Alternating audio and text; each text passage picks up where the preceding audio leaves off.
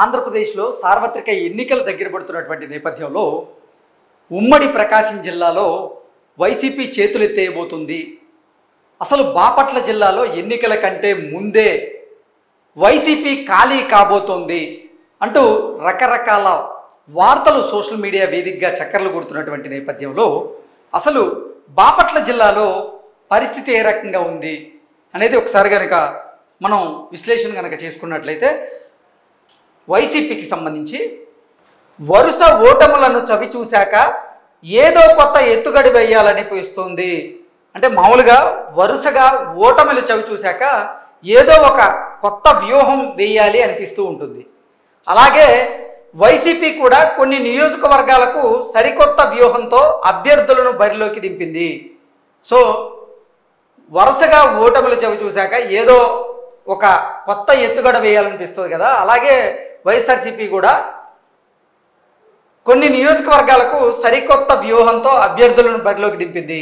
అది చివరికి రివర్స్ అవ్వడంతో ఆ నియోజకవర్గాల్లో చేతులు ఎట్లేసినట్లే అంటూ పరిశీలకులు అయితే చెబుతూ ఉన్నారు. బాపట్ల జిల్లాలోని అద్దంకి, పర్చూరు, చీరాల నియోజకవర్గాలే అందుకు నిదర్శనం. ఉమ్మడి ప్రకాశం జిల్లాలోని సీఎం జగన్ ఆ ఇద్దరి బంధువులు రాజకీయానికి ఈ 3 నియోజకవర్గాలను మరోసారి వదులుకోవాల్సి వస్తుందని విశ్లేషకులు వ్యాఖ్యానిస్తున్నారు. అసలు బాపట్ల జిల్లాలో ఉన్నటువంటి ఆ 3 అసెంబ్లీ నియోజకవర్గాల్లో వైసీపీ పరిస్థితి ఏంటనేది మనం ఒకసారి ఎనాలిసిస్ చేసుకుంటే చేతులు ఎత్తేసినట్లేనా? ఒకరేమో మొహం చాటేశారు, మరొకరు తన వల్ల కాదంటున్నారు, ఇంకొకరు ఎదురుదిద్దుతున్నారు. బాపట్ల జిల్లాలోని అద్దంకి, పర్చూరు, చీరాల అసెంబ్లీ నియోజకవర్గాల్లో వైసీపీ బూమరాంగ్.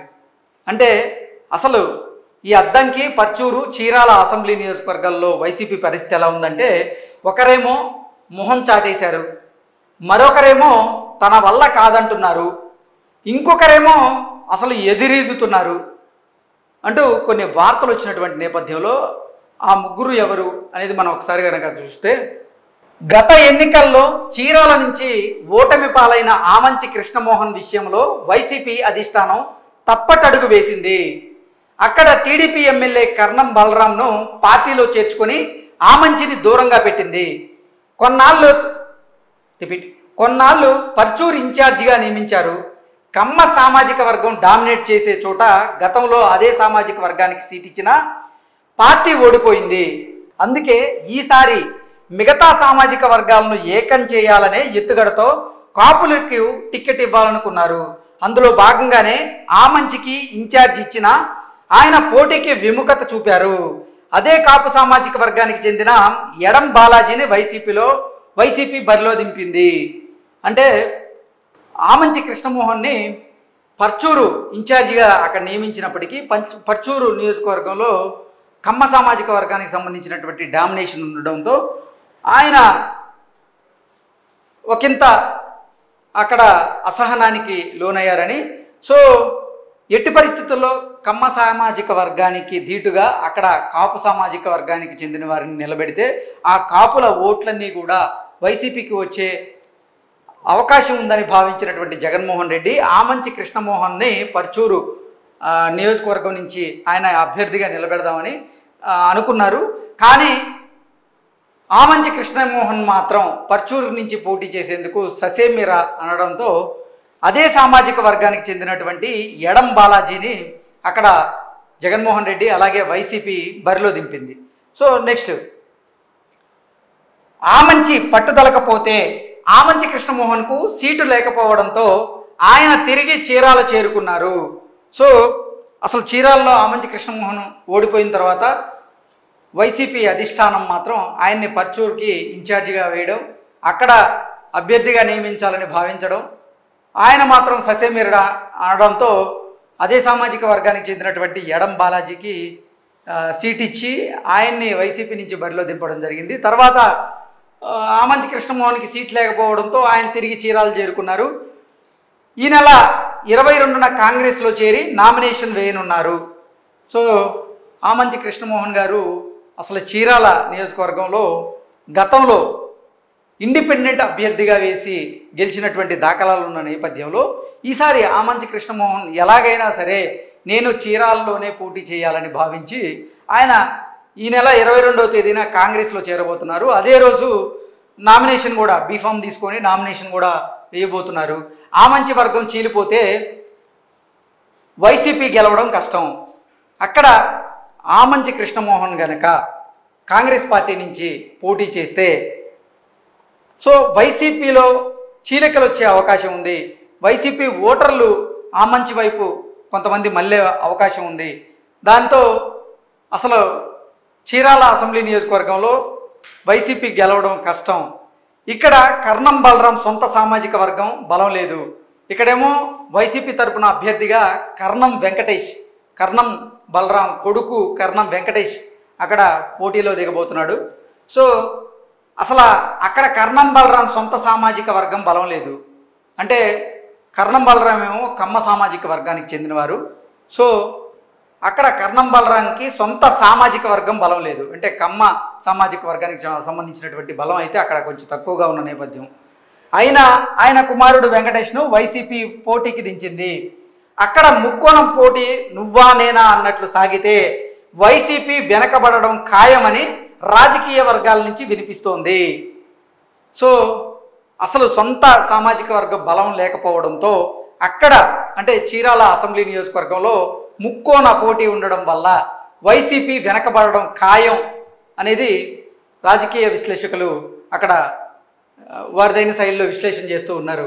నెక్స్ట్, ప్రతి ఎన్నికల్లోనూ తమకు అవకాశం ఇవ్వకుండా మోసం చేస్తున్నారనే భావన స్థానిక బీసీల్లో నెలకొంది. ప్రతి ఎన్నికల్లో కూడా అక్కడ బలంగా ఉన్నటువంటి బీసీలకు సీట్లు ఇవ్వడం లేదు, మోసం చేస్తున్నారు అన్ని పార్టీలు అనేటువంటి భావనలో అక్కడ స్థానిక బీసీలు ఉన్నారు. కాబట్టే వారి పల్స్ని తెలుసుకున్నటువంటి టీడీపీ అధినేత చంద్రబాబు నాయుడు గారు ఈసారి అక్కడ బీసీ అభ్యర్థి అయినటువంటి కొండయ్య గారిని పోటీ చేయించబోతున్నారు. మళ్ళీ ఆమంచి పట్టుదలకు పోతే వైసీపీ అభ్యర్థి వెనకపడే అవకాశాలు ఉన్నట్లు తెలుస్తోంది. ఒకవైపేమో టీడీపీ అక్కడ బీసీ అభ్యర్థి అయినటువంటి ఎంఎం కొండయ్య గారిని ఎన్నికల బరిలో నిలుపుతున్నటువంటి నేపథ్యంలో వీరేమో కమ్మ సామాజిక వర్గానికి చెందినవారు అంటే ఓసీ. ఆమంచి కృష్ణమోహన్ ఏమో కాపు సామాజిక వర్గానికి చెందినవారు అంటే ఓసీ. సో అక్కడ ఓసీల కంటే కూడా బీసీలు కూడా కొంచెం ఎక్కువగా ఉన్నటువంటి నేపథ్యంలో సో టీడీపీ ఒక వ్యూహాన్ని రచించి అక్కడ బీసీ అభ్యర్థిగా ఎంఎం కొండయ్య గారిని అక్కడ ఎన్నికల బరిలో నిలిపిన నేపథ్యంలో ఆయన గెలిపే లక్ష్యంగా ఆయన పావులు కలుపుతున్నారు. అక్కడ గెలిచే అవకాశాలు కూడా ఎక్కువగా ఉన్నాయి అంటూ కూడా కొన్ని వార్తలు చూస్తున్నాం. నెక్స్ట్, పర్చూరులో టీడీపీ పర్చూరులో వరుస విజయాలతో ఊపు మీద ఉన్న టీడీపీ అభ్యర్థి ఏలూరు సాంబశివరావును తట్టుకోవడం తన వల్ల కాదని వైసీపీ అభ్యర్థి ఎడం బాలాజీ చేతులెత్తేసినట్లు ఆ పార్టీ వర్గాల సమాచారం. సో పర్చూరు అసెంబ్లీ నియోజకవర్గంలో ఏలూరు సాంబశివరావు గారు అక్కడ వరుసగా 4-5 సార్లు గెలిచినటువంటి నేపథ్యంలో ఆయన్ని తట్టుకొని నేను అక్కడ నిలబడి తనతో తలబడలేను అంటూ ఎడం బాలాజీ ఇప్పటికే చేతులెత్తేసినట్లుగా ఒక వార్త అయితే సోషల్ మీడియాలో చక్కర్లు కొడుతూ ఉంది. నియోజకవర్గంపై ఆయనకు సరైన అవగాహన లేకపోవడం, ఒంగోలు నుంచి బాలినేని అనుచర వర్గంపై ఆధారపడడం తప్ప గట్టి పోటీనివ్వలేనని బాలాజీ భావించారు. సో ఆయన ఒంగోలు నుంచి బాలినేని అనుచర వర్గంపై ఆధారపడి గట్టి పోటీని ఇవ్వలేనని భావించినట్లుగా వార్తలు వస్తూ ఉన్నాయి. నెక్స్ట్, ఇదే విషయాన్ని సజ్జల దగ్గర ఏకరువు పెట్టినట్లు తెలుస్తోంది. ఆమంచి కన్నా ముందు ఇన్ఛార్జిగా ఉన్న రావి రామనాథం బాబును పక్కన పెట్టడం సరైన నిర్ణయం కాదని పార్టీ క్యాడర్లో వ్యక్తమవుతూ ఉంది. నెక్స్ట్, అద్దంకిలో పరిస్థితి చూసుకున్నట్లయితే అద్దంకిలో 4 సార్లు వరుసగా విజయం సాధించిన గొట్టిపాటి రవికుమార్ పైన పల్నాడు జిల్లా పెదకురపాడుకు చెందిన పానం హనిమిరెడ్డిని పోటీకి దించారు. అక్కడ ఆయన పరిస్థితులు అవగాహన చేసుకొని అసలు నియోజకవర్గం వైపు తలెత్తి చూడడమే మానేశారు. సో గొట్టిపాటి రవికుమార్ మీద నేను గెలవడం చాలా కష్టం అని హనిమిరెడ్డి భావించి ఆయన అసలు నియోజకవర్గాల్లో పర్యటనకే వెళ్ళట్లేదు, నియోజకవర్గాల్లో ప్రచారానికే వెళ్ళడం లేదు అంటూ కూడా ఒక వార్త ఇప్పటివరకే హల్చల్ చేస్తూ ఉంది. నెక్స్ట్, సీఎం బాబాయ్ అయినటువంటి వైవి సుబ్బారెడ్డితో వ్యాపార భాగస్వామి అయిన హనిమిరెడ్డికి ఇక్కడ టికెట్ దక్కింది. అంటే వైవి సుబ్బారెడ్డి జగన్మోహన్ రెడ్డి దగ్గర చక్రం తిప్పడంతోనే హనిమిరెడ్డికి ఈ నియోజకవర్గంలో టికెట్ దొరికింది అన్నట్టు చెప్తున్నారు. అప్పటిదాకా ఇన్ఛార్జిగా ఉన్న బాచిన కృష్ణ చైతన్య మొండి చేయిచు అప్పటి వరకు ఇన్ఛార్జిగా ఉన్నటువంటి బాచిన కృష్ణ చైతన్యకి అక్కడ వైసీపీ అధినేత జగన్మోహన్ రెడ్డి మొండి చేయి చూపించడంతో ఆయన తండ్రి గరటయ్యతో కలిసి సైకిల్ ఎక్కేశారు. సో అది కూడా అక్కడ ఒక నెగిటివ్గా మారబోతుంది.